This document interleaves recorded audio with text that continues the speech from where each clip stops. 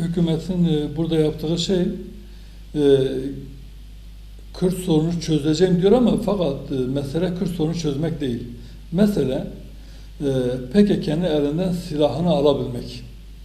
Yani devlete karşı silahlı bir kalkışma var, silahlı bir güç var ve o gücün elinden silahını alıp onu dağdan indirebilmek.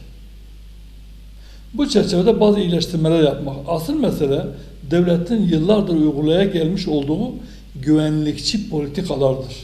Yani halen Kürt meselesini bir güvenlik meselesi olarak görüyor.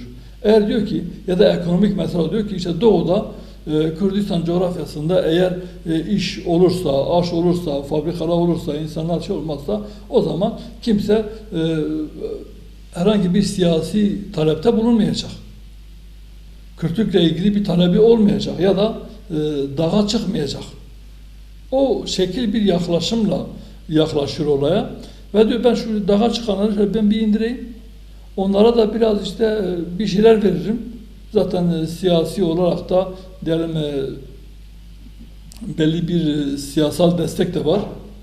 Hak desteği de var. O zaman bununla tatmin ederiz.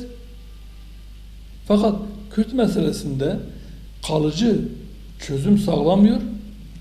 Muhataplıktan bu belli oluyor. Eğer Kürt meselesini çözmek istiyorsa öncelikle bölgenin bütün unsurlarla görüşmesi lazım. Bütün siyasi partilerle görüşmesi lazım. Hüdapar dahil bütün partilerle görüşmesi gerekiyor. Hizbullah dahil bütün örgütlerle görüşmesi gerekiyor. Kanaat önderleri görüşmesi gerekiyor. Ve bu görüşmeler neticesinde Kürt halkı ne istiyor? Yani kendi kültürü için, kendi kimliği için ne istiyor? Onu hemen vermesi lazım. PKK'nın silah bırakma şartına bağlamaması lazım. Fakat şu an hükümet şu süreçte diyor ki PKK'nın silahı vardır, silah bırakmadan ben bir şey yapamam.